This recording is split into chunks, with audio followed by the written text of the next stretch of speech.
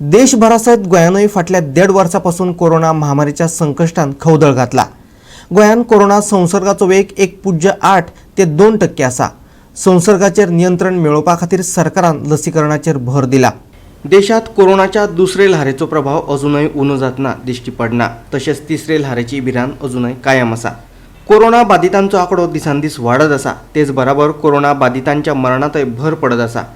फाटल्या कांय दिसांनी बरे जावप्यां परस बाधितांची चड नोंद जाताली, पूण कालच्यान बाधितां परस बरे जावप्यांचो आंकडो वाडपाक लागला।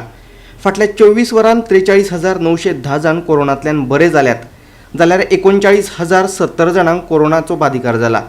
भलायकी मंत्रालयान दिल्ले म्हायते प्रमाण देशांतल्या एकूण कोरोना बाधितांचो आंकडो 3,19,34,455 चेर पावलो।